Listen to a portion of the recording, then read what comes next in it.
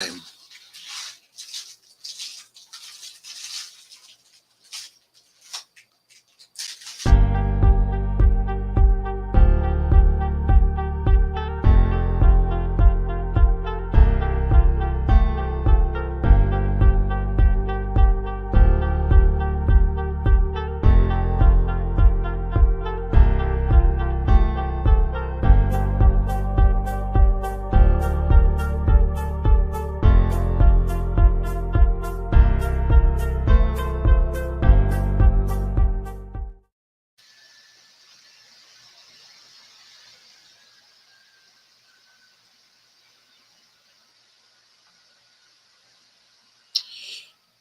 Hi, everybody. This is Empowering Democracy, and I'm your host, Joe Firestone. My topics for tonight are Matt Taibbi on MMT, AIPAC in Oregon, and Bobby Kennedy again. That's a little abbreviated, actually. It's Bobby Kennedy screws up again. But we will check out what caused all this. But first, I didn't have time to do any advertisement for this stream. I'm just going live. So I got to make sure I share this on Facebook, right now, because I'm sure people don't even know that I'm around yet. So, well, one of those things today, starting the Memorial Weekday weekend early, I'm afraid. So,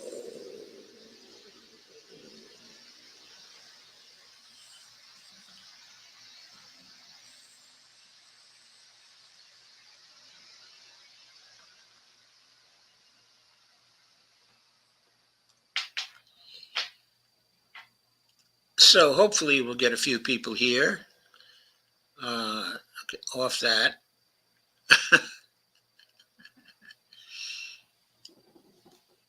And we do have someone watching. I didn't really tweet this out as I usually do. So we're just going to have to go and let people discover this particular stream.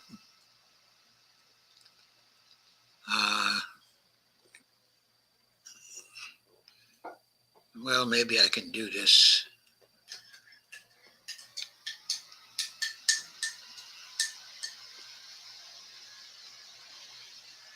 No, I can't. I really don't have time. So let me just start things. Andy says, "Hi, Joe, standing by, but I'm dead tired." Yeah, I was a little late here today, too. I kind of forgot to actually schedule a stream till a few minutes ago when I was supposed to be here at 8 o'clock. So anyway, glad you were looking for me, Andy. I think you're the only person here, so please share as much as you can. And I'm going to start the show by going to Matt Taibbi, even if you're the only one around to listen to me right now.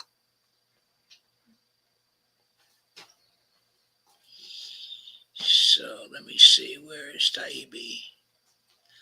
Yeah, Matt Taibbi, a wonderful journalist whom usually I love, had a piece on Substack that I didn't like at all. It was on May 18th, 2024. And it's called, under the heading of Racket News, Magic Monetary Theory Goes Prime Time. Of course, it's modern monetary theory. His subtitle on this Substack was, "Modern monetary theory was interesting back when it was dismissed as a fringe curiosity, but more like terrifying now that it's being taken seriously." And so, by putting it under Racket News as a category,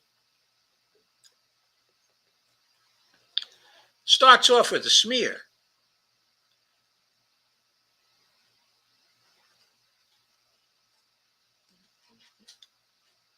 Far be it for Matt to comply with any kinds of logical standards in the context, okay, of argument. This is a video from the film Finding the Money,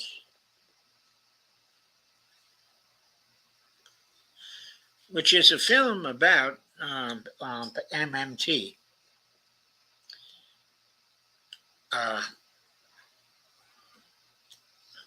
Let's just play this video if it's not very long. Okay. The U.S. government can't go bankrupt because we can print our own money. It obviously begs the question, why exactly are we borrowing in a currency that we print ourselves? I'm waiting for someone to stand up and say, why do we borrow our own currency in the first place? So that's a very sensible question. Okay, she got the quote from Jared Bernstein's mouth. By the way, he's currently the chair of the Council of Economic Advisors. He used to be just an appointee, but the former chair left evidently, and he was made the chair, which was not surprising because he was Joe Biden's chief economist under the Obama administration. So, of course, Joe Biden really likes Jared, and I was sure sooner or later he was going to be the chair of the Council of Economic Advisors. So here we are. So Stephanie takes that first part and delivers her question. It's a pretty good question. If we can create the money, why are we borrowing it? Like you said, they print the dollar. So why does the government even borrow? Well, again,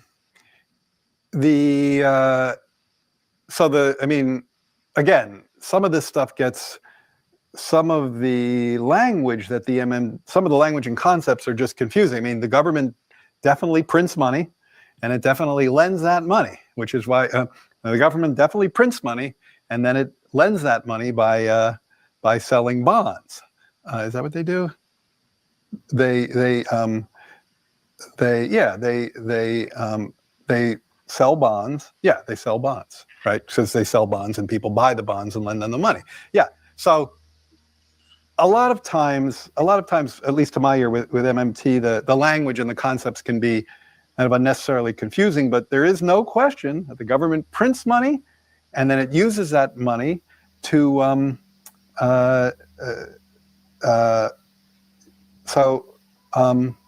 yeah, I guess I can't really talk. I don't get it. I don't know what they're talking about. Like, cause it's like the government clearly prints money. It does it all the time, and it clearly borrows. Otherwise we wouldn't be having this debt and deficit conversation. So I don't think there's anything confusing there. Okay. So this video went viral and everybody was making fun of Jared because he didn't know exactly what was going on. When it comes to the money facts, even though he's the chairperson of the Council of Economic Advisors.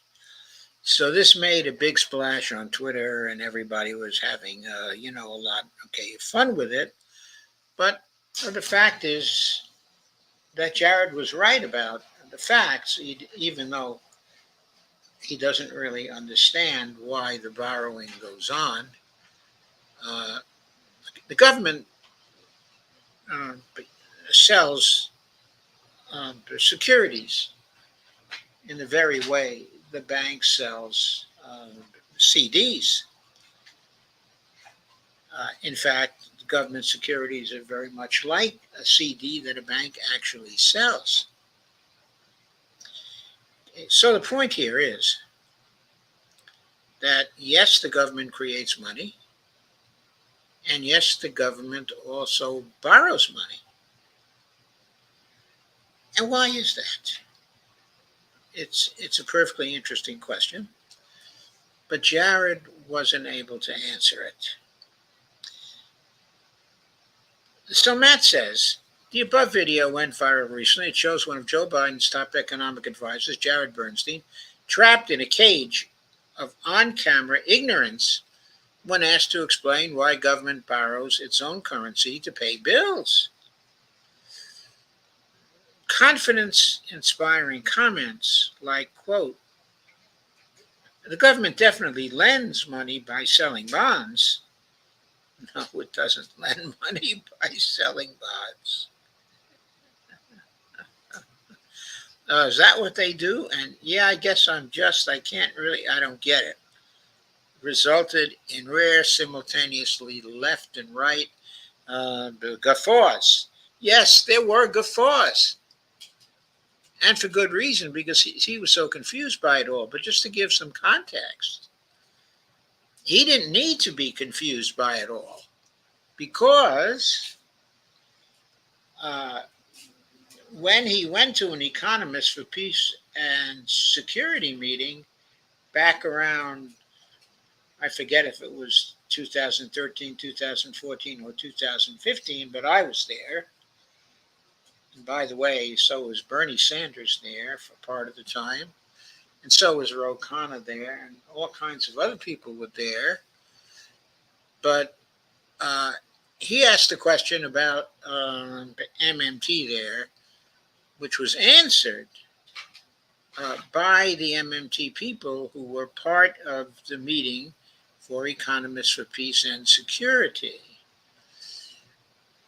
But Jared then followed up with a piece that he published in which he freely admitted that he had certain questions about MMT, and he asked a whole bunch of questions.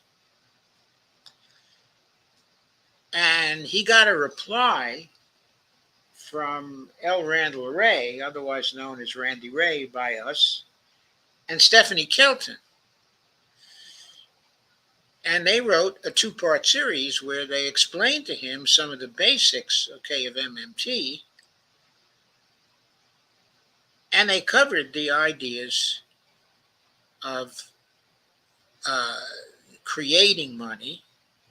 Basically, MMT marking up says that the Federal Reserve marks up accounts and creates money, in that way, and that also the government sells securities.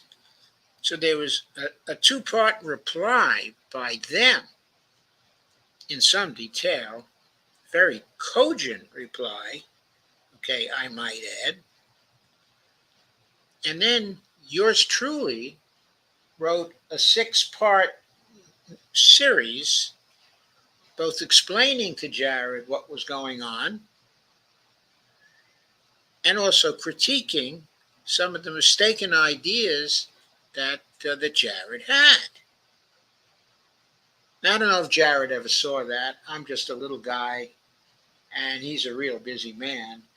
And I don't know if he saw the 6-part answer, but it was tweeted out to him at the time, and it was tweeted into MMT circles. And it's likely somebody told him about it, but he just didn't bother to read it because, after all, who am I? So,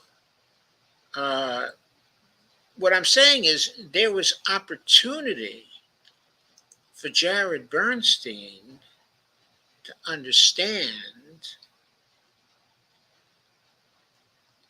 why the federal government actually borrows money if it can create its own money. But he never really took the trouble to try to explore that mystery, even though he understood that there was a seeming contradiction there. Going further, conservatives chortled over Bernstein because it's a Biden official looking like a douchebag. People on the left, that's what Matt said. Yeah, Bonnie is looking, what? People on the left howled because they believe Bernstein to be writhing in a net of capitalist denial unable to face the great truth, namely that a government can print its own currency and should never have to borrow. It can just print money. I want to put in a little bit of a corrective here. The government doesn't just print money most of the time. It does. There is, of course, the printing of cash by the Bureau of Engraving and Printing, and the issuing of that cash by the Federal Reserve. We do have that. But most of the money that's created is created as basically additions to bank accounts, additions to reserves, with more reserves. How does that happen? Well, basically, what the government is doing there is it's marking up spreadsheets. What the Federal Reserve is doing up there is it is marking up accounts at your bank, and then the bank turns around and marks up your own account. And it does that because it's working with electronic spreadsheets. It does that through keystrokes. So it's not printing money, it's creating money. The federal government has various ways to create money, and it does so. Matt goes on. This scene is from Finding the Money, a new documentary paean to modern monetary theory. Well, yes, it is a paean. After all, people who made it were modern money theory economists, or, modern monetary theory economists. Those two terms are interchangeable. Okay, and naturally, they wanted to inform people about the MMT approach. So, yeah, they did a paean. Is that a crime? Should they not have done a paean? Going on. A pillar of new leftist thinking. Now, I don't think modern monetary theory is a pillar of new leftist thinking. Yes, there are some leftists, by myself, and many other leftists who know modern monetary theory and who attempt to spread it around, inform people of the good news of what this modern monetary theory approach has to say. So yes, that is certainly going on. There are leftists who are doing it, but there are also centrists who are doing it, and there are also people who are pretty right-wing, who are doing it. Moreover, most of the left is not doing it. Most of the new left is not doing it because they follow other economic approaches. For example, Rick Wolf is not doing it. He has striking misunderstandings of the basics of MMT, even though he's talked at length to Randy Ray and Stephanie Kelton about it. He just can't seem to grasp what's going on. Anyway, Matt then says, MIT's high priest is the star of Finding the Money economist Stephanie Kelton. Well, I think MMTers, while certainly we think that Stephanie is a wonderful economist and certainly one of the leaders, of MMT, there are other people who were prior to her, in originating MMT, and who have done more of the basic and advanced work in MMT that she has done, including such figures as Warren Mosler, who taught her some MMT, and Bill Mitchell, who I understand doesn't even appear in this film, the Australian economist, Bill Mitchell, and Warren Mosler. Oh, did I already mention Warren? I did, and I should have mentioned actually Randy Ray, because the people who started off MMT are Warren Mosler, first of all, And soon thereafter, Bill Mitchell and Randy Ray, if you're looking at publication records, and who first came out with a recognizable MMT publication. Stephanie followed on fairly briefly after that, but it's notable that she first learned some of her MMT from Stephanie Kelton and from Warren Mosler. And in fact, at one point, while she was in graduate school, she was working as an assistant to Warren, and as part of her PhD work, she was tasked with finding out exactly what happens when the Fed actually creates money, when the government actually creates money. And in the course of that investigation, she began to believe some of the ideas Warren was putting forward, which at first blush, she did not believe. She thought those ideas, the basics of MMT, were ridiculous. But when she looked at the details herself, she came around. She put MMT to the test, and she found that it changed her worldview. It changed her lens. And in the book, The Deficit Myth, she presents the idea of MMT as a lens. MMT is a conceptual framework. And she tells the story of how she came to MMT. Anyway, he mentions economist Stephanie Kelton, by all accounts a nice person, and loaded to the gills with the currency of the day, certainty. Well, I think Stephanie Kelton is a scientist. She's an economic scientist. I know her very well. She was my editor at what used to be the leading blog on MMT in the United States, the UMKC blog. That is the blog of the economics department of UMKC. And she recruited me to write for that blog. And she was my editor for a number of years. And I got to see her at meetings, and I got to know her fairly well. Stephanie Kelton is an economic scientist. She has great confidence, in MMT, but like any other scientist, she knows that science is fallible, and that she can be wrong, even though she's pretty confident right now that she is right in the MMT views that she propounds, and she advances. She's not someone who's loaded to the gills with certainty. She's not that kind of person. She's not an ideological person. She's not a religious person. She's a teacher, for God's sake.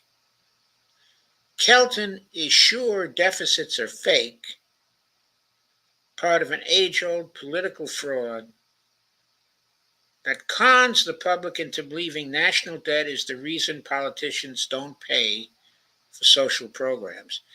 I don't even know what Matt means by that particular sentence. I've never heard Stephanie Kelton or seen her write that deficits are fake.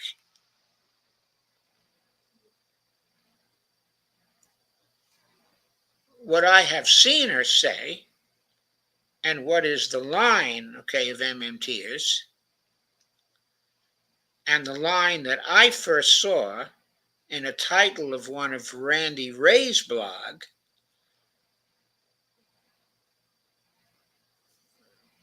was that not to say that deficits are fake or that deficits don't matter, but to say instead, deficits do matter, just not in the way you think. Stephanie Kelton has never in her life said that deficits are fake, and I challenge Matt Taibbi to find a place where she has said that, either in the film or in her book. And perhaps I shouldn't be so confident about what she said in the film because I haven't seen the film yet. But based on her book and my knowledge of what she says, she has never said that deficits are fake. So she's not part of an age-old fraud that cons the public into believing national debt is the reason politicians don't pay for social programs. I don't even know what he means by that. What MMT thinks about, the national debt, is that the size of the national debt has nothing to do with fiscal sustainability for the United States. The size of the debt to GDP ratio has nothing to do with fiscal sustainability here in the United States. It has nothing to do with solvency considerations. The size of the deficit by itself can be very significant if the deficit is large enough, but basically when we're talking deficits, their significance has to do with the effect of the deficit spending. Sure, deficit spending can cause inflation if it's the wrong kind of deficit spending in the wrong kind of policy context for that particular spending. All MMTers believe that, and all of us know that we have to be very careful with deficit spending and make sure that deficit spending is targeted to create the greater productivity and to be in line with the public purpose. You shouldn't be deficit spending as a byproduct, generally speaking, of tax cuts for the rich, because that's not in accord with the public purpose. So that particular paragraph there by Matt Kelton is sure deficits are fake, part of an age-old political fraud that cons the public into believing national debt is the reason politicians don't pay for social programs. That is just false. Stephanie never said that, and there's no age-old political fraud that MMTers are part of, conning the public into believing national debt is the reason politicians don't pay for social programs. Now, some politicians are trying to con the public, into believing that, but MMTers aren't. He goes on, when talking about MMT, Kelton transforms, this is a compliment, into a master persuader in the tradition of Kashpirovsky. I don't even know who Kashpirovsky is, or the amazing Kreskin. If Marcia Clark possessed a fraction of Kelton's self-assurance, OJ would have died in prison. Well, on one level, that's a very nice thing to say, but on another level, it's kind of a statement that what Stephanie Kelton is doing is conveying through the force of her personality. She's persuading through the force of her personality, not persuading through the facts and logic of her case. And that is a kind of smear here. He means it as a compliment, but it's a kind of smear the way he is putting it. Watching this clip from the film as the penny drops for audience members, as Kelton explains that if you turn the graph of government deficits upside down, the story changes. Just as a 6 becomes a 9, when we view it from a different angle, a government deficit becomes a financial surplus. Not only are deficits not bad, they're good, because every dollar the government owes is someone else's asset. Therefore, we can change scary headlines about deficits into awesome ones about surpluses. Now, this is not far from the truth, but it's not about any magic. Okay, it's about something called the sectoral financial balances model. And we're going to take a look at that in this particular video. That's when I showed the sector balance graph to audience. Okay, the sectoral balances graph she's talking about now. Sorry, it doesn't seem to want to play. It's the most important chart. Sorry. Government deficits.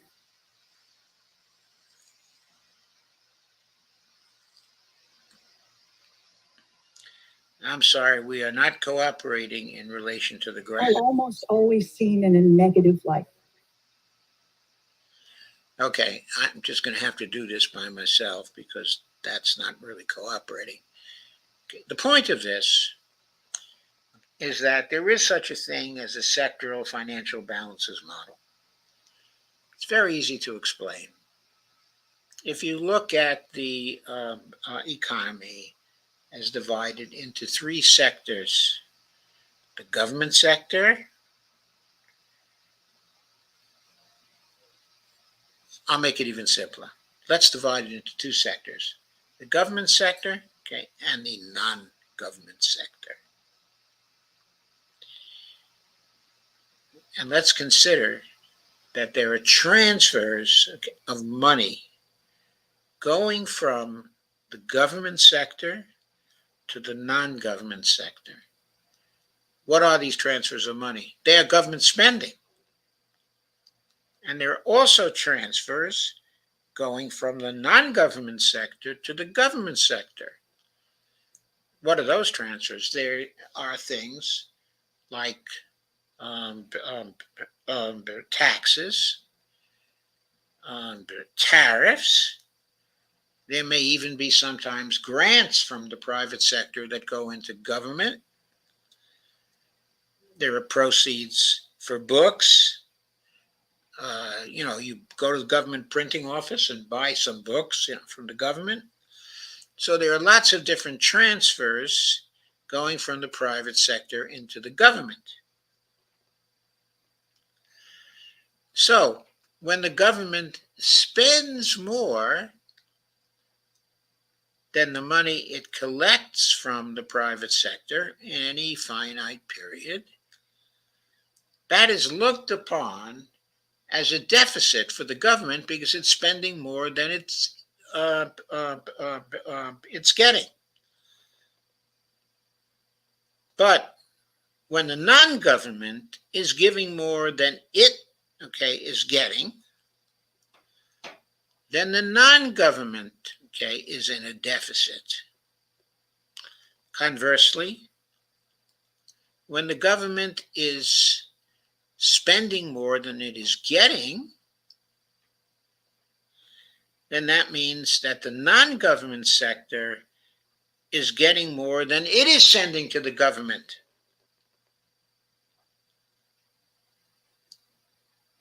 So instead of looking at things and saying that, well, the government is in deficit, you can turn it around and you can say the non-government is in surplus.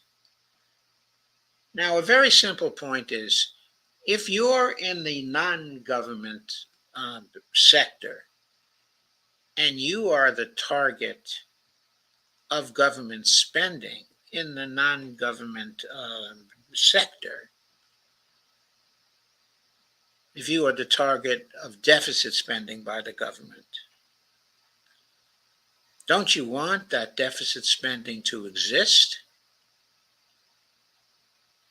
Don't you want the government deficit spending to be your surplus?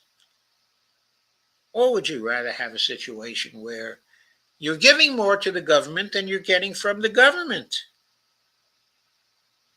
So what's wrong with Stephanie presenting this as a good story? Telling people that more often than not, since the government is running a deficit, the non-government is running a surplus.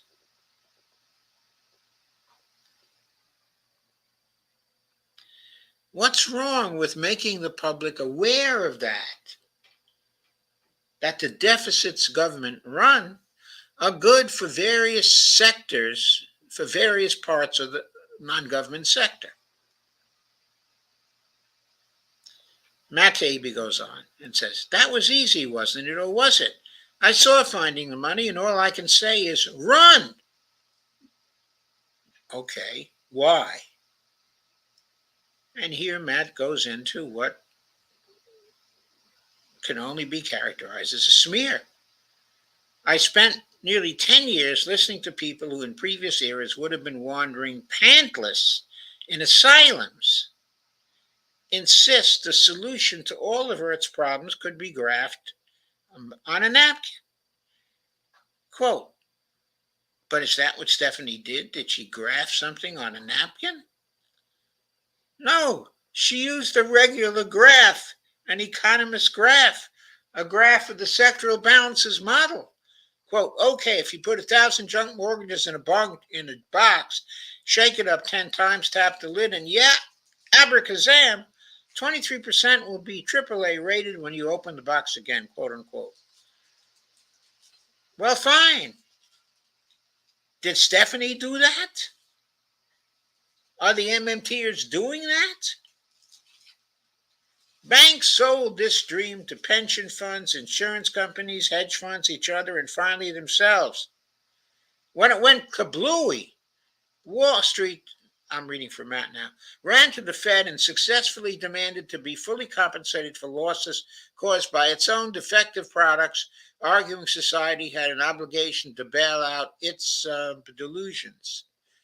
Well, Matt is completely right about that, but what does that have to do with MMT? What does it have to do with what Stephanie just told you? Where is the relevance? I mean, Stephanie was giving facts and giving a different interpretation of facts and saying you can look at it this way, which you certainly can.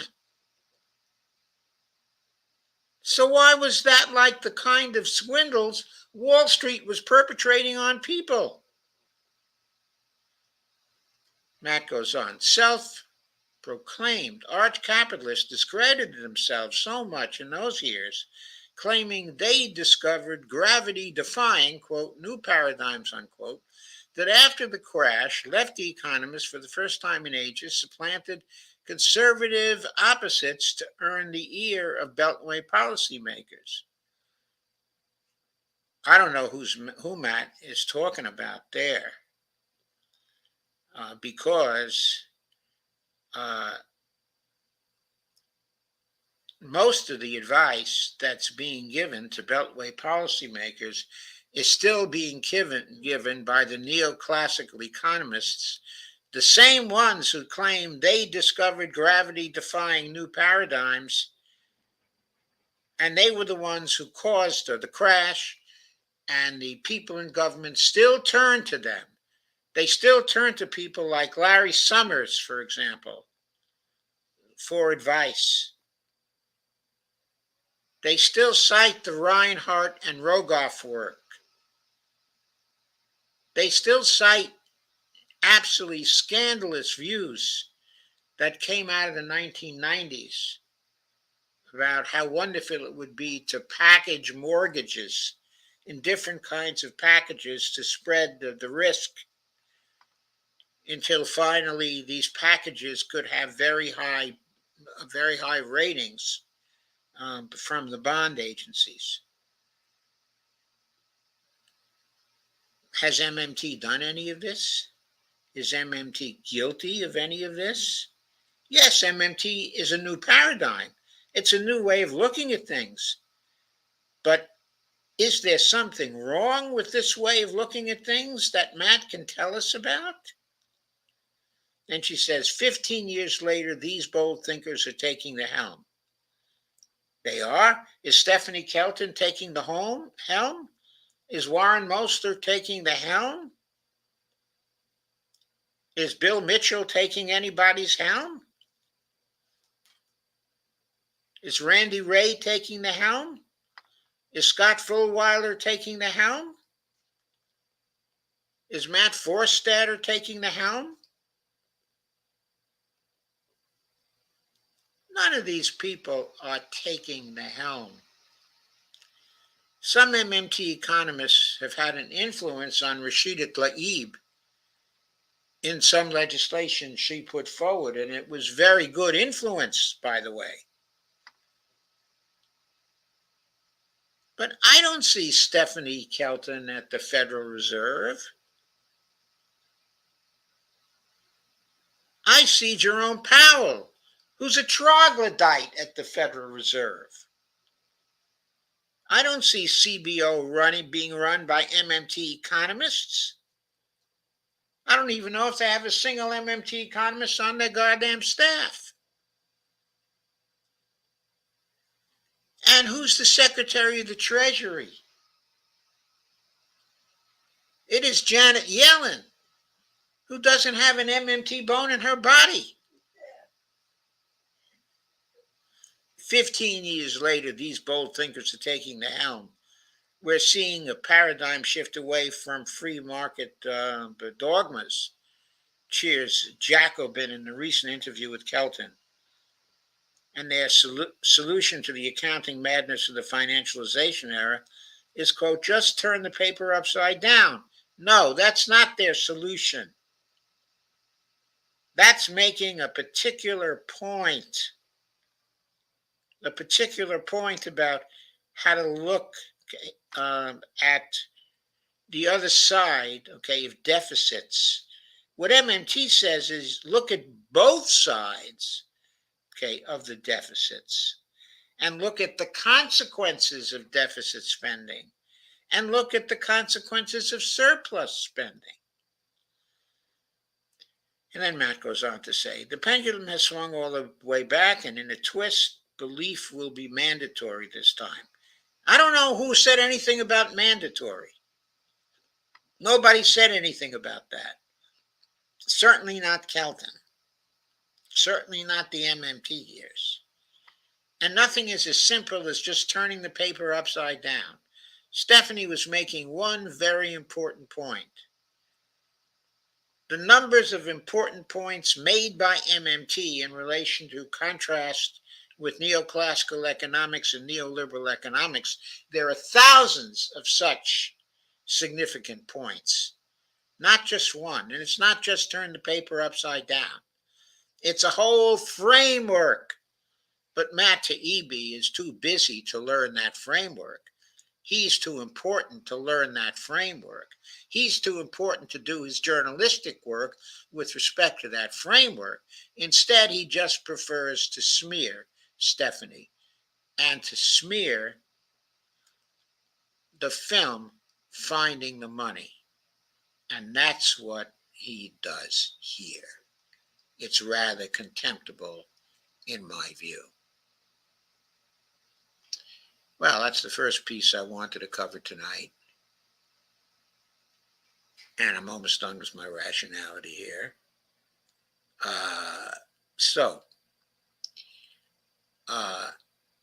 I'm going to go to second thing on our agenda, which is what happened to the progressives in Oregon. This, of course, relates to Dump the Corruption. It's a piece from Common Dreams, summarizes it. This is a picture of Sushila Jayapal, the elder sister of Pramila Jayapal. In a portrait provided by her campaign, was defeated in the Democratic primary that took place in Oregon on Tuesday, May 21st, 2024. She was brought down under a crush of AIPAC-affiliated money in the Oregon primaries. This race showed so clearly why we need to have real campaign finance reform, said Sushila Jayapal, who lost after being outspent 30-1. Well, let's go over some of the facts of this. She was defeated by Maxine Dexter, who took 51.1% of the vote to just 28.6% for Jayapal as of Wednesday morning this past week.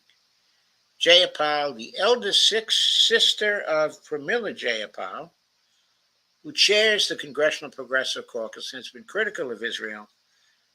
Not too critical of Israel, I might add. If they talk about what she said about Israel, not that critical. She never said Israel is guilty of genocide unless I recently missed it. Was seen as the most progressive candidate in the race and a potential new member of her sister's caucus. The Portland area seat is solidly blue. Dexter suspected to win easily in the general election. So what was actually done to Sushila? Well, Dexter, a member of the State House, received an enormous boost from outside groups. They spent nearly $7 million in supporting her and opposing Jayapal. Pro-Israel donors followed $2.2 million through 314 Action Fund, a political action committee that served as a vehicle for AIPAC donors, according to The Intercept. Another PAC attacking Jayapal, called Voters for Responsive Government, newly formed for this race, has not yet had to release its donor list. Ultimately, Dexter supporters outspent Jayapal's 30-1, HuffPost reported. So everybody's now talking about the need for campaign finance reform. I don't talk about this. By the way, Dr. Maxine Dexter defines herself as a progressive, and she may well be a progressive on most issues, but she doesn't seem to be as questioning of Israel as Sushila Jayapal. So the outside groups threw their support to her. Daniel Marin says, by his calculation, the financial spending was 30-1 in favor of Dexter. And he says, we still don't know who was funding Voters for Responsive Government, the mysterious super PAC that sprang up to attack the Jayapal. $7 million, 30-1 spending. AIPAC then formally endorsed Dexter during the primary race, but did congratulate her on Tuesday night. In a social media post, AIPAC members were proud to support Maxine Dexter in her race against an anti-Israel opponent, endorsed by Bernie Sanders at AOC and at jstreet.org. Okay, J Street, of course,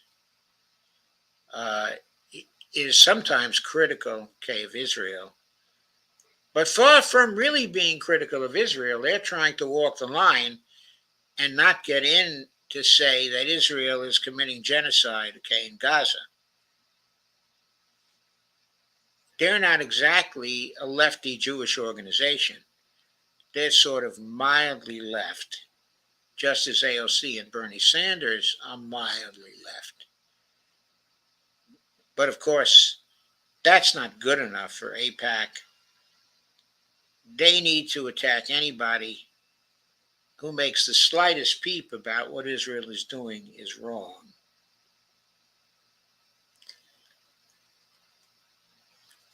And going on, another state representative, Janelle Bynum, won the Democratic primary in Oregon's 5th Congressional District with 68.9% of the vote, defeating progressive candidate Jamie McLeod Skinner, and she is a really progressive candidate, who was beaten actually last time by some AIPAC money, in a race on which outside spending was also somewhat lopsided. According to Open Secrets data, 314 Action Fund poured nearly $500,000 into the race. The Intercept's Ryan Grimm argued that the PAC's involvement in this race revealed the hollowness of its claim to support scientists and pro-science candidates, because Bynum is a McDonald's franchise owner. The issue there was also that the candidate that Bynum was perceived as being more friendly to Israel than Jamie McLeod Skinner.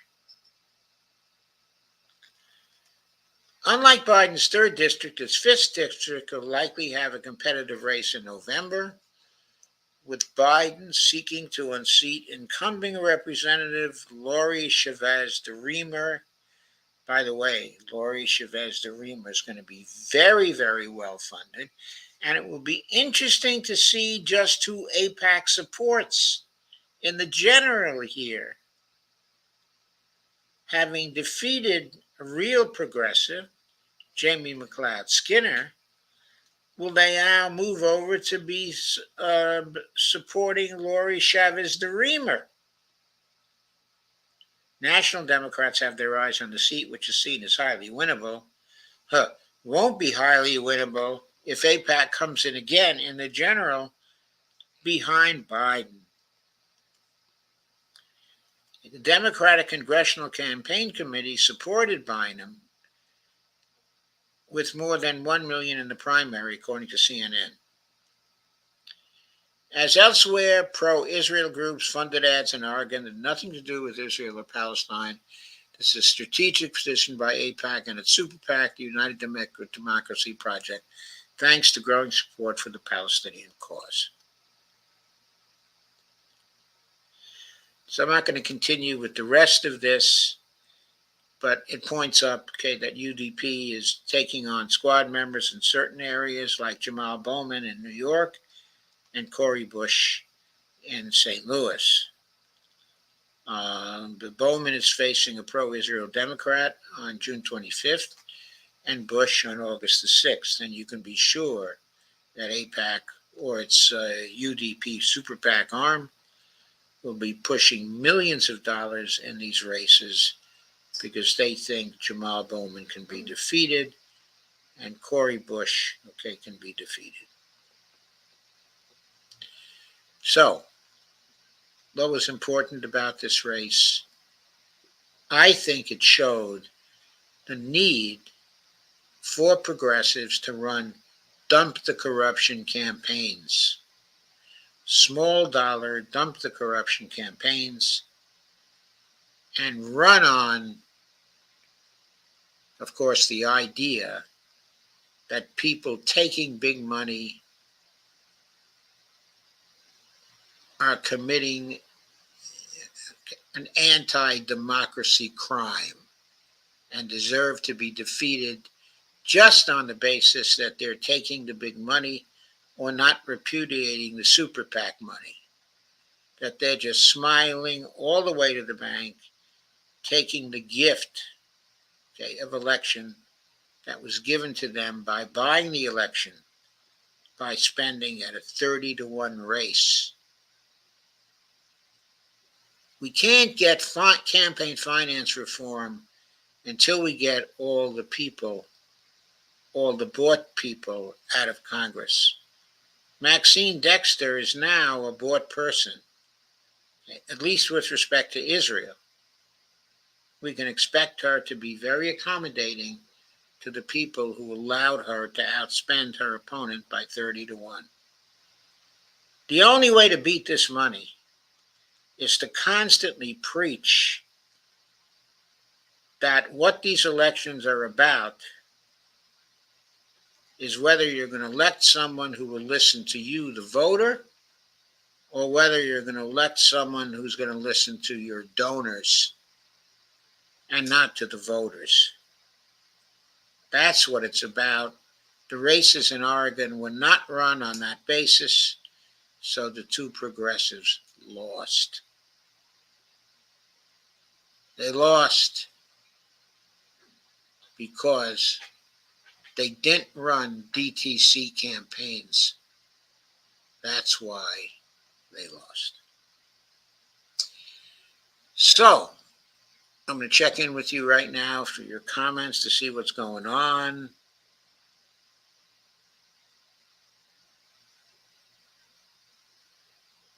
John B says U.S. annual GDP in 2000 is around 26 trillion. Yeah, probably this year it's going to be 27.5 trillion or 28 trillion. No, John B, that's not right. Okay, the U.S. debt can easily be paid. It can be paid in two different ways that we've talked about here very, very frequently.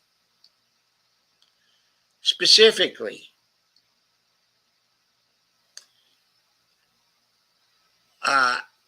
okay, our debt liabilities, deposits, etc., 170 trillion can never be exchanged for real goods supplied. Oh, I see what you're saying. Our debt liabilities can never be exchanged for real goods supplied from the U.S. Well, that's probably right, but that's not what the contracts are about. What the debt contracts, okay, are about is that the U.S. has contracted to repay them in the form of U.S. currency because they were bought with U.S. currency. Now, U.S. currency, of course, represents another form of liability for the U.S. Those debts can be repaid in the form in which they were meant to be repaid as currency. And since the U.S. can always create currency in the form of coins or cash, okay, or reserves, that means that all debts can be paid in the form in which they were contracted.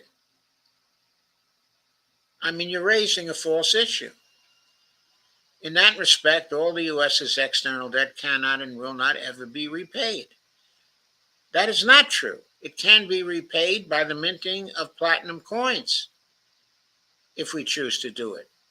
It can be repaid by overt congressional financing being adopted by the Congress. That is easy. Will they do it? Oh, I don't know. I'm not responsible for what they do. I'm just telling you what can be done and what would be done if these politicians have half a brain. Steve Wolfbrand's a shame on Oregon. Yes, Steve, politicians accepting Israeli sponsorship, okay, is treasonous. Well, I don't think you can convict them in court. I think it's selling out to a foreign country is a pretty low thing to do. Steve Wolfbrand says, I'm supporting the Jose Vega campaign in the Bronx. Is Jose running for Congress? In which congressional district is he running, Steve? John B. says, deep stabilization of confidence in the USD by confiscating reserves is very dangerous.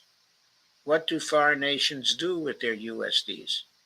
Yeah, I agree that it is very dangerous to confiscate, okay, reserves. It's driving the rest of the countries of the world to abandon the dollar. Right. He asks, if the nations get their USD cash back, what can they do with them? Okay, what do they do with them? What they usually do with them when they get cash back is buy more treasuries, but we don't have to issue the treasuries. If we stop issuing the treasuries, they will have to pay for goods if people will take the cash. Who do we owe this debt to? We owe the debt instruments to people who bought the securities and states who bought the securities. CD15, he is running as an independent. So he's not running against AOC, right? Because I think AOC is in the either the 14th or the 16th. True?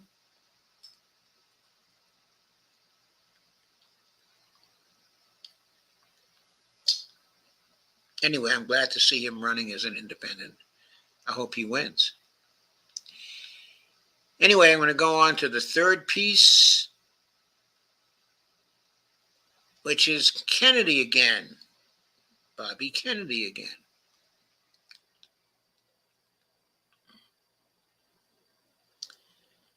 And here I'm going to turn to a video of Kim Iverson's. I love this video by Kim Iverson. I will play part of it and comment on part of it. All right, guys, it is time for you to share in the heartbreak with me. Robert F. Kennedy Jr. appeared on Russell Brand's show last week, and just when I thought he would stop talking about, well, it seemed he had stopped talking about Israel and Gaza for several months now after he was on Breaking Points, and he said that the Palestinian people were the most pampered group of people as they're being bombed and their children are being... Yeah, she's quite right about that. That was so ridiculous. The most pampered group of people as they're getting the crap bombed out of them. Yeah. This news is funded by viewers like you. Please support our work at democracynow.org. Holocaust. You know, he was one that was criticized. This is the irony. Let me go back there. It's on the show that he had hosted a podcast where he had a pro-Israel and pro-Palestine person on, and he had a discussion between them. And I thought, okay, maybe we're making progress. Maybe he's changed his mind and he doesn't really want to come out totally saying he's changed his mind because of his donors. I would imagine Shmuley's a huge donor to his campaign. That's just my guess. That's what I thought. But look, he disappoints. He goes on Russell Brand's show and he basically says, I don't think there's anything that Israel's doing that's wrong right now in Gaza. Watch this. You know, I don't believe that there's a genocide going on, and I don't think Israel's intention is genocide. I don't believe there's any evidence of genocide. There is genocide going on in the Mideast, but it's a genocide of Jews and it's a genocide of Christians, and nobody... Christians by the Jews right now, right? They've been bombing Christian Palestinians. He's complaining about it for some reason, and there are much worse wars than what's happening in Gaza right now. But for some reason, people don't want to complain unless it's Jews who are... This is so ridiculous. And Kim is going to say that in just a second also. As Kim is also going to say, who are you going to believe? What Bobby Kennedy is telling you now, or your lying eyes? I mean, you're seeing the bombings. You're seeing the killings. You're seeing the use of overwhelming force. You're seeing the genocidal statements by Israeli soldiers. You're seeing the genocidal statements by Israeli decision makers. You're seeing the right wing in Israel, which controls the political system right now, talking about eliminating the Palestinians, not just from Gaza, but from the West Bank. You're seeing the atrocities in the West Bank. Again and again and again, you're seeing all this. All you have to do is cover the news each day on Pierce show. We, since I'm often over there, and we'll be over there again shortly, we are seeing the evidence of genocidal intent every single day. The International Court of Justice talked about the plausibility of genocide going on back in January. Just yesterday, or was it today? I forget. It issued a decision ordering Israel to stop its genocidal activities. It was quite explicit. Stop the attack on Rafah. The International Court of Justice, the highest court in the world, ordered that. And this is Bobby Kennedy saying there's no evidence. He recently said he was trying to sell to Russell Brand the idea that there was no evidence after the International Court of Justice had virtually indicted Israel with its January decision. Blocking food and water.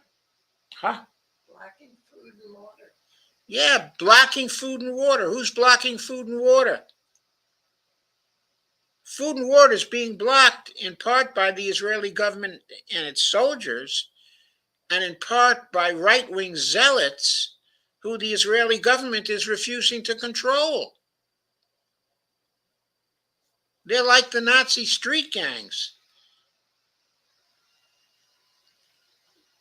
Who can be Oh gosh, can I just there's many other wars right now that are worse than what's going on in Gaza, but people only want to complain because Jews are doing it. No, that is not true. The reason why we're not complaining about the various wars that are happening in maybe Africa or other parts of the world is because we're not funding them. She is right on the money. We are not participating in the other genocides. We are not complicit in the other genocides. We, the United States, is complicit in this genocide. That's why we're calling attention to it. It's not because Jews are involved in the genocide. Our issue is we are funding, and we've got a government that just seems to kowtow to Israel as if it is their country rather than the United States. That's the issue. We don't need to be raising raising up for protests about wars we don't even fund. What are you protesting then? And why are they kowtowing? Why are they kowtowing? I mean, it's the money, folks. We just saw the role of that money in Oregon. The money played a big role in 2022 also. In each succeeding election, it plays a bigger and bigger role. And that money coming from, when I say Israeli interests, I mean, American Jews who are extremely rich and extremely devoted to Israel. That money talks big in politics because these billionaires have the capability to give hundreds of millions of dollars and even billions of dollars to these campaigns. And the money is talking, and it's drowning out any counter messages that are unfavorable to Israel. It's suppressing free speech on campuses. It's kicking primary candidates out of elections. It's having a major influence on the general election coming up. Who are you protesting? The reason why people are speaking out is because they're protesting the United States government who's funding this war in particular, and some other wars. That is why we protest those particular wars, not because, oh, we're just racist anti-Semites against Jews and we just say something because of Jews. No, it's because we're funding these Jews in their particular war. We're not funding some some other like Islamist group somewhere else in the world that's committing a crime against some other, we're not funding that. But we do fund this. That's why. blamed? The idea of saying that there's a genocide going on in Israel because people die in war, and that in every war that's going on in the world today, there are civilians dying, and the average death rate, civilian to combatant death rate, according to the United Nations and to the Institute for the Study of Urban Warfare at West Point, is about 9-1. But in Gaza, it's about 1-1. So they've achieved a better. You don't know. They don't even know their own. Yeah, she's right about that. They don't know, and he doesn't know. Okay, but apart from that, you can't trust him on that particular statistic, because I have noticed Barbie in many different contexts. He very often cites statistics as if he really knows them. And you find later when you check the statistic that he was mistaken. I'm not saying that's all the time, but it happens in certain critical instances. I'm not even sure what he was saying here. I'm not even sure that he knows what he was saying here. But we do know that the roughly 35 to 40,000 fatalities that have been incurred by the Palestinians, and the more than, I guess it's 80,000 additional casualties that have occurred among the Palestinians,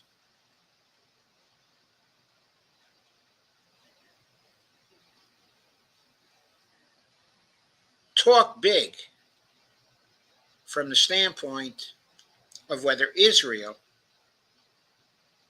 is trying to ethnically cleanse Palestine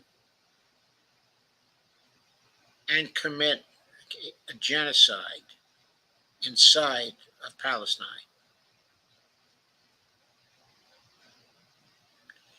Those are extremely high casualty rates when you look at a war that's been going on now for 7 months. We see the civilian targets are what are taking a beating. We know that of the 26 brigades Hamas has, not a single one has been eliminated by Israel. Some of them have been damaged.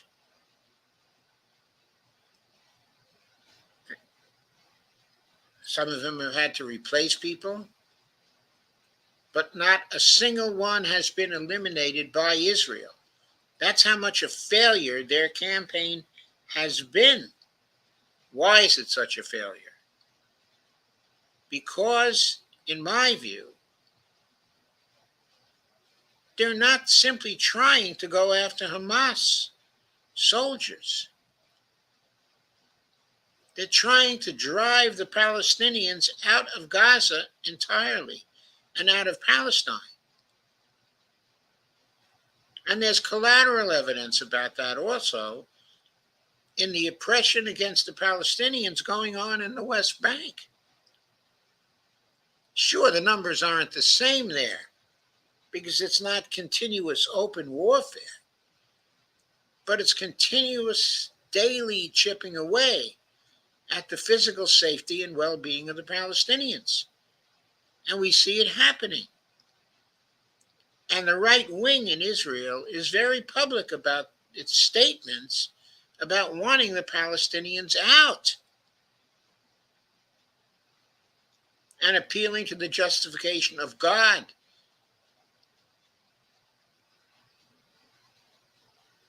Saying that the land of Israel was for the Israelites. We're talking fanatics here, and we're talking adherence to biblical prophecy. We're not talking about mere politics, but we are talking genocide.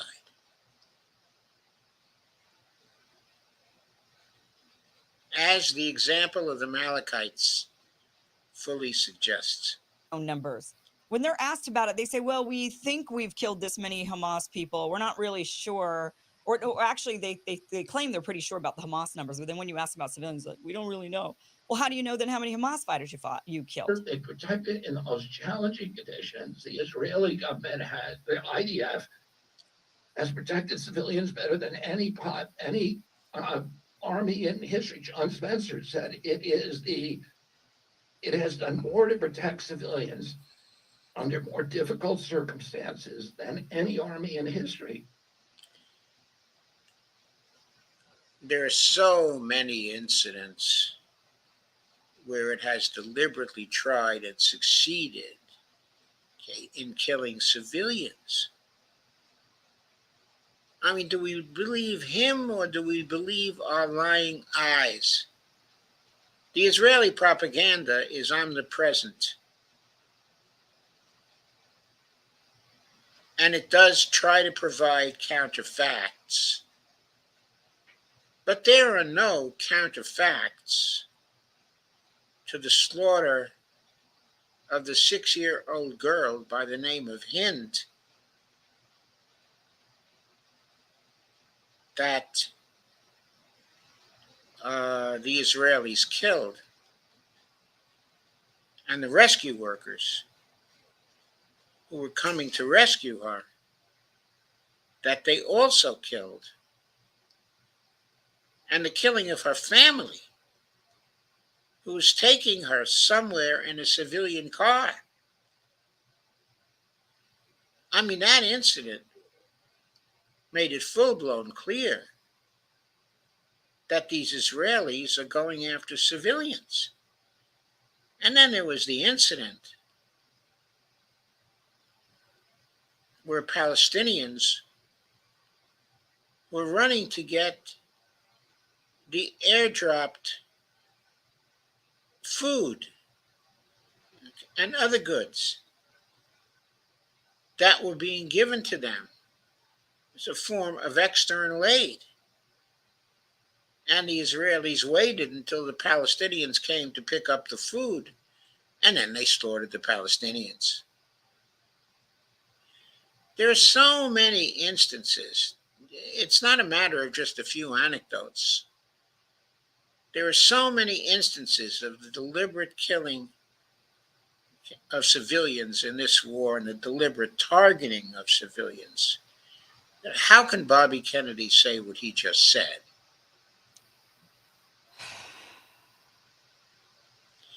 Or look at that side for him. I don't know what else to say. I mean, I am dumbfounded how somebody could call out so much corruption anywhere else. And you've got guys like Peter Hotez who are sitting there saying basically all the same things that RFK Jr. is saying here. Peter Hotez would say, but about the vaccines and about the pandemic, right? Like there's never been a better, this is like so great and blah, blah, blah. And don't believe your lying eyes is what they tried to tell us on mainstream media throughout the entire pandemic. And Robert F. Kennedy Jr. was one of the few people that stood up to that. And now he's trying to say, don't believe your lying eyes. What you're seeing with all those bombed out kids, no, that's not there's a genocide. It's happening against Jews. Which Jews? Where? What are you talking about? Which Jews are being genocided in the Middle East right now? Exactly. Which Jews are being genocided? Bobby Kennedy was claiming previously, and I'm sure he's doing the same thing here, he was claiming that the October 7th attack on Jews, in Israel, by the Palestinians, by the Hamas people who escaped their prison, was genocidal. That is highly debatable. First of all, there weren't 1,700 fatalities from that.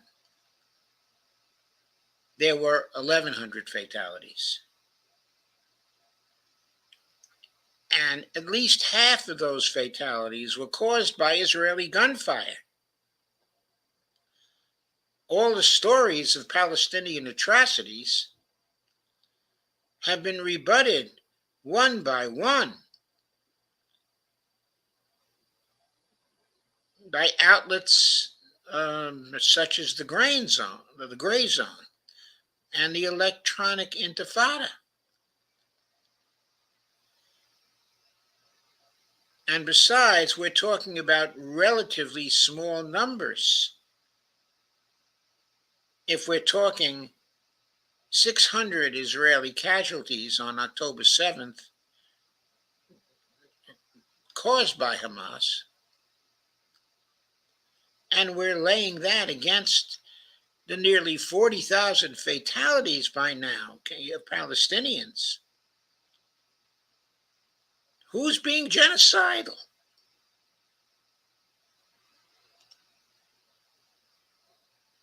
More, Kim.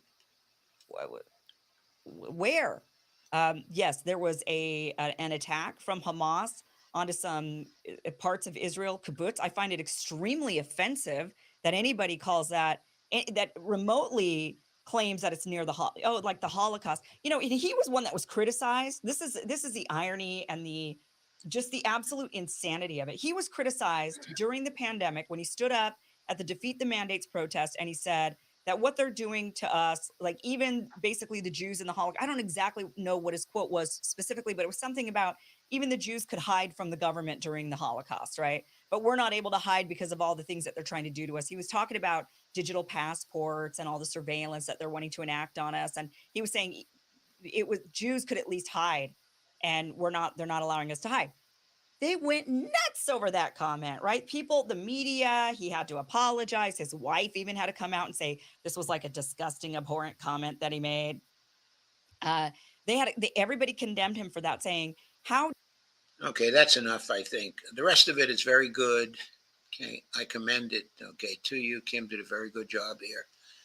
The bottom line is he still hasn't changed his position when it comes to Israel. And I have to remind you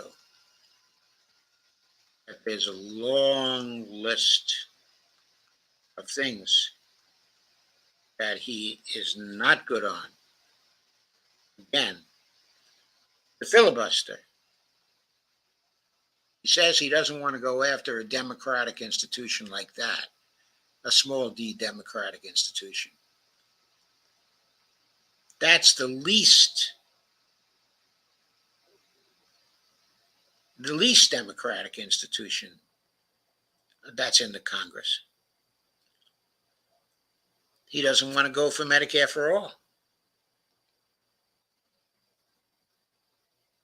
He's still taking big money from contributors,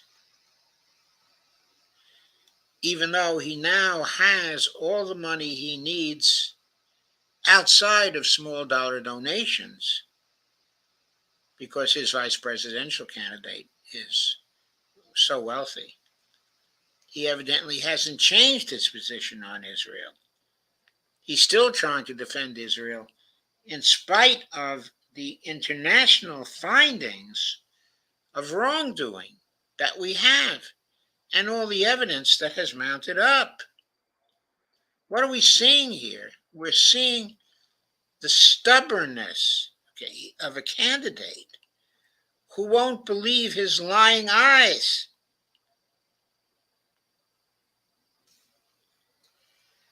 What about his position on federal debts and deficits and fiscal responsibility and federal spending? He and Nicole have been running around the country talking about how terrible all that is, showing they have no understanding of the realities of federal financing. And they have no notion about what real fiscal responsibility is. They think it's somehow reducing the debt, when fiscal responsibility is about spending, including deficit spending, to achieve the public purpose. They never heard of that. Then there's the climate emergency. They don't talk much about the climate emergency. Wonder why? What's the problem? It's certainly a climate emergency. And finally, they don't have any plans about what to do about the Supreme Court.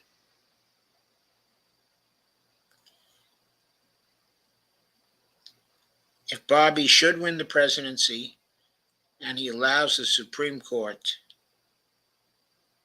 to remain as it is, then the Supreme Court is not the group that's going to be neutered. It's going to be Bobby Kennedy's whole White House that's going to be neutered by the Supreme Court. So again, those are the things wrong with Bobby Kennedy. We're not seeing any change. We have to note what a huge disappointment he is. And we have to turn our attention to other third-party candidates in this particular campaign. And we have to pursue dump the corruption, okay, as well.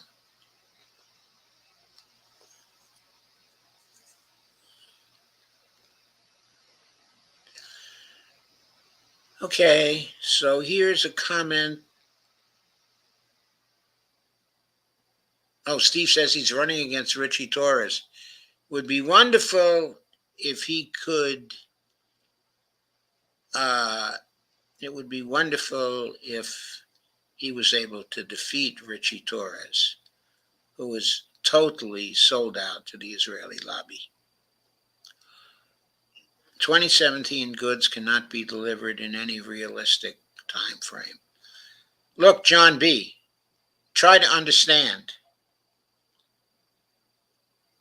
The debts of the U.S. to the foreign sector are repayable in dollars. The principal and the interest are repayable in dollars, according to the contract implicit in the debt instrument.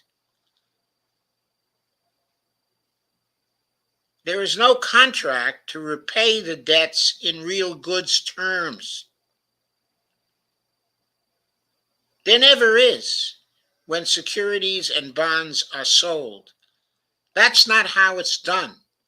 There's no moral obligation. There's no ethical obligation. There's no normative obligation. The normative obligation is to repay the foreign debt in U.S. dollars. And repayment in those terms, as the debt falls due, is totally doable and totally practical and involves no crisis of any kind at all. And when Michael Hudson, who I appreciate very much and who I like very much, frequently says the U.S. foreign debt can never be repaid in real goods terms, what he says there is undeniable. But what he forgets to tell you is that's not the obligation of the United States. That's not what we contracted to do. How many times do I have to tell you that? John B. says Kennedy has an AIPAC-sponsored brain worm.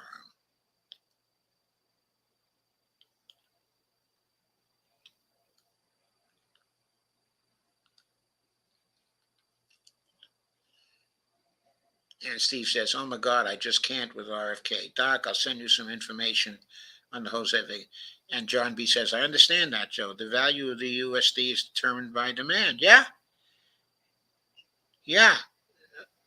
Our US dollar currency is floating in international trade. It's floating free. It's determined by demand in the market. So what? I mean, so what? That's been going on since Nixon went off the gold standard. It's very standard. Many nations, the value of the currency of many nations is determined in the international currency markets. That's not going to change. It's likely that the value of USD in those international currency markets is going to go down in coming years because there are fewer nations who are going to want to trade using the USD. They're going to want to use local currencies. They're probably going to want to use a new BRICS currency that's under construction right now. John B. says, so the U.S. is not going to pay their debt in real terms. No, there was never any obligation to do that. That wasn't the contract. So what happens when 170 T of demand is experienced? 170 T of demand will be paid, not in real terms, in dollars. Right now, the obligations arising from United States securities that have been sold but have not been repaid yet are roughly $35 trillion. That amount, the $35 trillion plus the interest, will be paid over a period of 30 years. Within a year or two, half of that debt will be paid, if the United States decides to mint platinum coins to pay it or to use overt congressional financing, to pay it. So what happens when they pay that debt as it falls due? Nothing. They're always going to pay that debt, as it falls due. What they won't do, if they want to get rid of the debt, is to issue any new debt. They'll just use overt congressional financing to deal, with any new debt. If notions don't get their value for their dollars, why should global South countries pay their IMF-type debt? I don't know, John B. I mean, I'm not for them paying their IMF-type debt. I think that IMF-type debt was a swindle. I think that IMF should be forgiving that debt. I'm not a fan of IMF debt. And I don't think the U.S. should lift a finger to defend countries that default on their IMF debt or their World Bank debt. It was all a swindle. I hope the BRICS currencies trade, in new currencies, and the global South countries default on the IMF and default on the World Bank.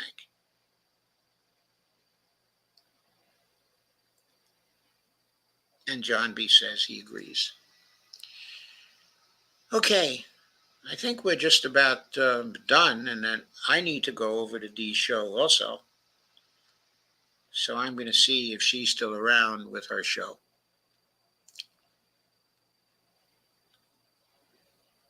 John says, what you are describing constitutes great global instability.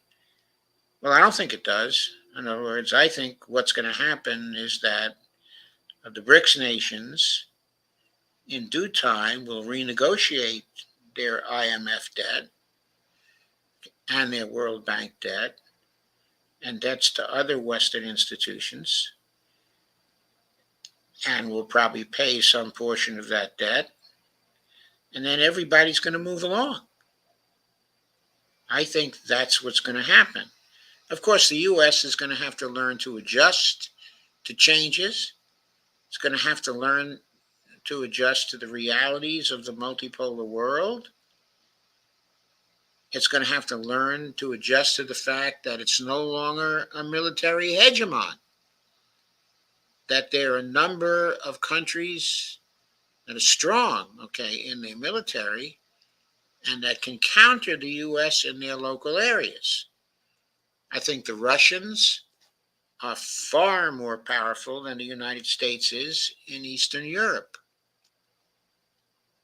In fact, probably generally in Europe altogether. I think the Chinese are far more powerful than the United States in East Asia. We're going to have to come to terms with that. John B. says the U.S. will be left alone out in the cold with insufficient manufacturing capacity. Not if we recognize the realities of the world and we rebuild our manufacturing capacity. We can do that. We can do that by running large deficits. And if the deficits go towards helping us to rebuild our manufacturing capacity, then the new goods that are produced will absorb the deficit spending. We don't have to be left out in the cold. We just have to come home.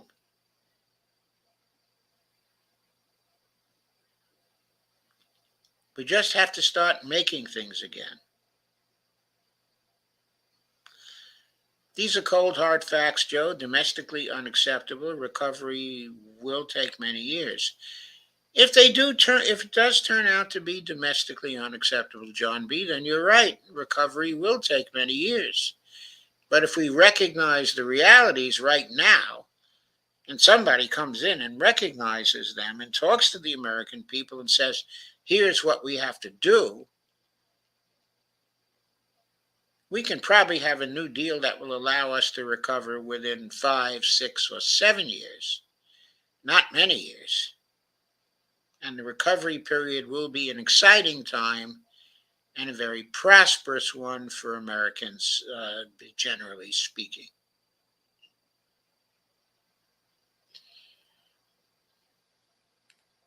But we do have to recognize reality, and we have to do it well. And for now, I have to say goodnight, and I have to go over to Dee's. So that's it. I might see you over the weekend. I might not, but I will certainly be back on Tuesday. Thank you very much.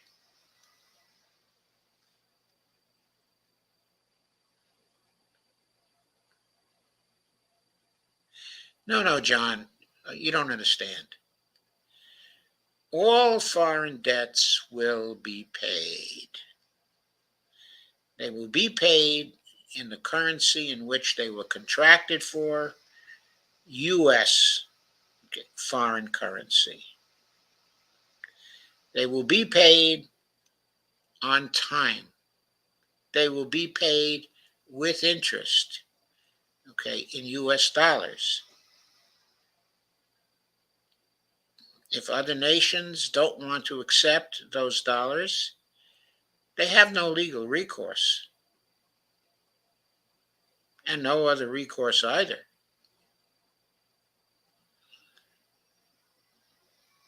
They bought our debt instruments in good faith, and we have to repay them in good faith.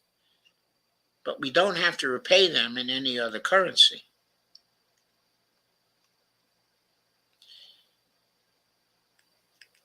John B. says, but not in real terms. That is what mattered to poor countries. Go BRICS. I say go BRICS. I'm happy for BRICS. I hope they expand. I hope the multipolar world is here in very, very quick time. I really like the multipolar world, that's emerging. I like the prosperity that's going to come to the BRICS countries. I'm all for it. I don't think the money part really matters. I think the BRICS nations will be able to renegotiate their debts with the international institutions. The international institutions were funded anyway by U.S. dollars, and we can spend the necessary U.S. dollars to fund them again if there's some continuing purpose for having them around. There may not be any real purpose. Well, I got to end the stream now because